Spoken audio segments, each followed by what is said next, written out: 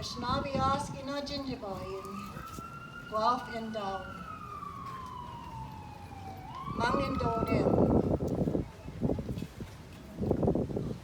I want to take a moment right now to acknowledge the ancestors of the territory, of the Mississauga, of the Credit, the Haudenosaunee, of the Haldimand Treaty, and all the members of our community that currently and presently live here. Mi'kmaq, Cree, Anishinaabe, Haudenosaunee, Cayuga, Mohawk, Navajo, Cherokee. These are the nations that are occupying our ancestral land to this day and make our presence known. You may not see us. We're not strong in numbers, but we're strong in spirit. You will see our children in your schools. Ask your children, because they've just finished school. What did they learn? Who was their best teacher? Who treated them well? Because they will always remember that. But they always remember who has treated them, mistreated them. And this is what it's all about. Our children are being acknowledged and honored today. We started off with 215, and the numbers are getting bigger, and the places are being acknowledged slowly but surely. And we are collectively mourning, but we're also collectively acting, empowering ourselves to rise up together, support one another, shoulder to shoulder. We have already experienced in a global way the pandemic and the losses that we have experienced, and we have never been able to take the time to acknowledge those spirits moving on. But you have to remember, Aboriginal people have fallen, children have fallen, Aboriginal people's children, 3 years old, being stolen, kidnapped from their parents. I'm a mother of 5 children and 13 grandchildren and many adopted relatives. My kinship is big. Wherever I travel, I have relatives.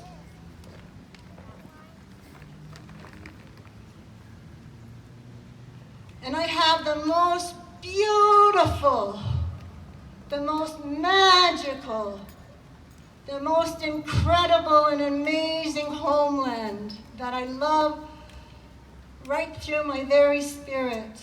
Every time I look around, I find something in creation that reminds me of that. And I don't understand. The question I keep asking is, how did we get into this mess of climate change?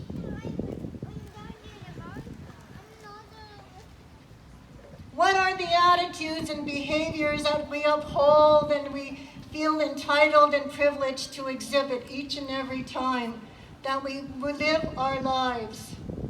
What happened? What happened to the human being helping human beings? That's why we were put here, to learn how to do that, how to take care of each other.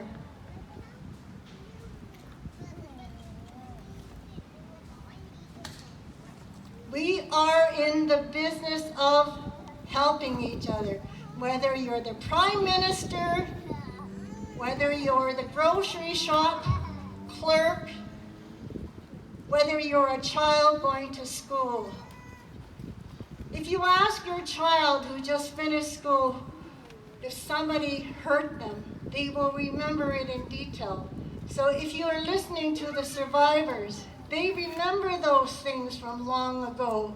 It's etched in their mind and has been disturbing them for a long time, distressing them in some ways, because nothing has been done to account for the responsibility and obligation as a man and a woman to take and protect our children.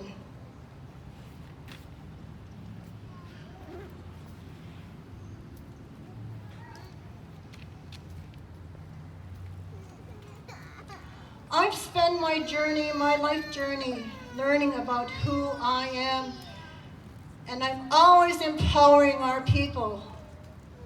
They always say they're less than, everything is less than, but the magnitude of our presence that says we still have survived everything that has been put upon us. And we are so resilient, and we will still be here. And if we're not here, then you won't be here. Because we know how to take care of and conduct ourselves on our own homeland. Our worldview is holistic.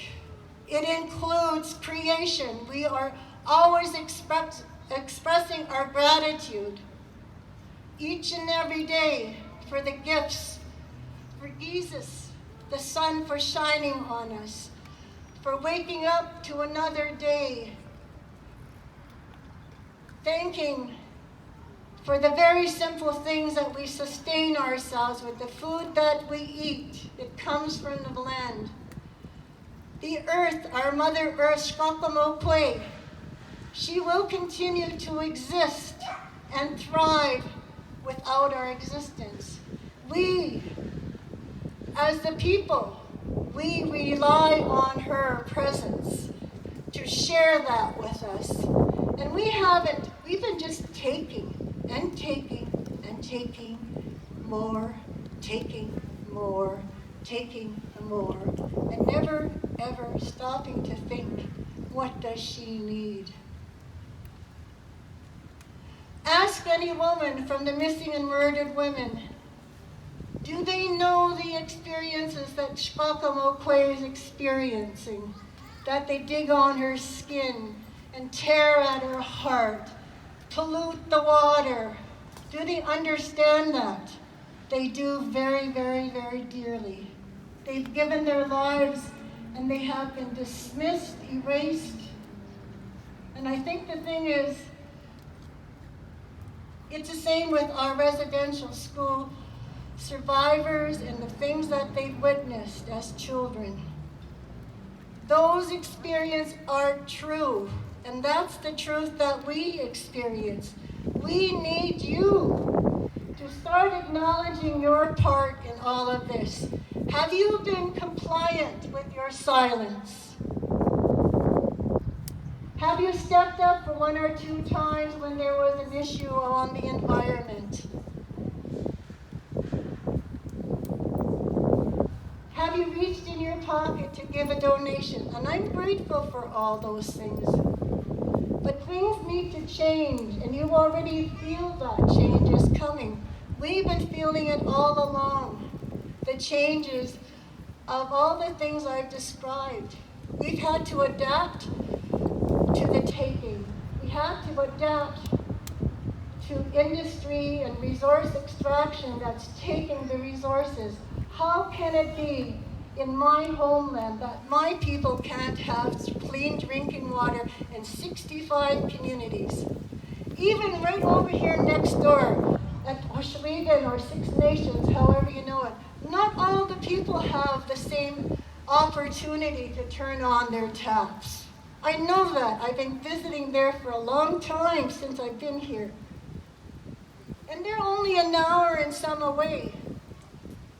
How can that exist in 2021? And they're our neighbors.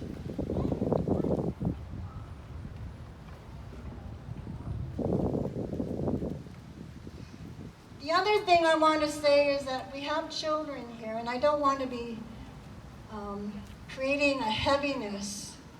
I want to acknowledge some of the things I've seen in the past few days. This down here, it kind of reminds me of the 60s, you know? Peace, cool, groovy. So I want to acknowledge the people that contribute to that and trying to release and say something, find a voice, try to do something in a positive way. I heard about this 10-year-old child who made hundreds of hearts in his community. And he took it upon himself to go all to the businesses and ask them to act in solidarity by just placing this paper heart in their window. Now, isn't that something that a 10-year-old child would take it upon himself to do that? Does he understand truly to the core of his very spirit that this is wrong? I need to do something. I need people to be aware of how I feel, and I'm going to take action to do something about it.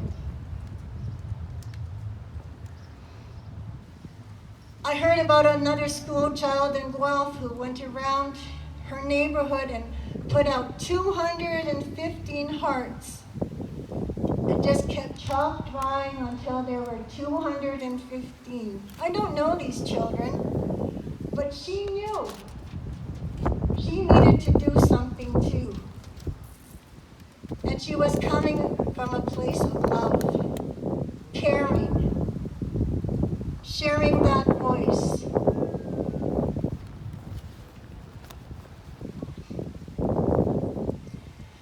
I have a granddaughter. My daughter just had a daughter. And one of the things I recognize as a kukang is that my granddaughter is carrying my grandchild already before she is even born. Women are given a certain amount of seeds when we're conceived. We carry them through our life for that time to regenerate. And I thought that was pretty profound, that I already have met my great-grandchildren in a certain kind of way. And I thought to myself, wow, that is very empowering to know that, and humbling to know that I'm standing with 4 generations, and standing behind me was my mother and my grandmother. I knew them. So that's 6. My great-grandchild and her children will be the 8th generation. So it's not hard to consider what we're doing now. How is it going to impact the next 7 generations?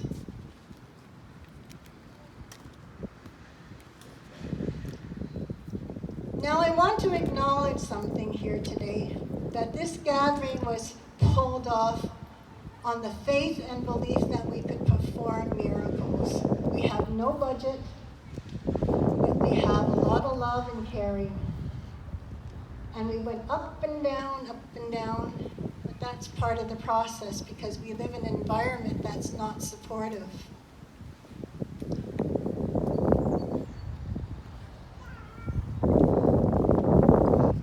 Now,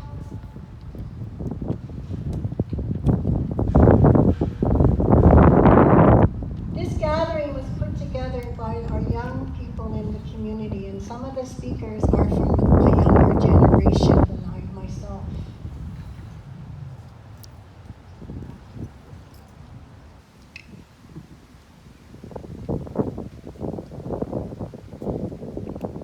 And they've made the time. Some of them have traveled a distance. So we need to think about these things that they're saying because they are part of the intergenerational process, right? And their voices are speaking the truth of their time. This is their time. And I want to thank every one of them for helping. We've also brought some food here if there's children that need it, people who are sick with diabetes. We have some water for you. And when you eat that food, give thanks and acknowledge our ancestors. We want to share that with you today.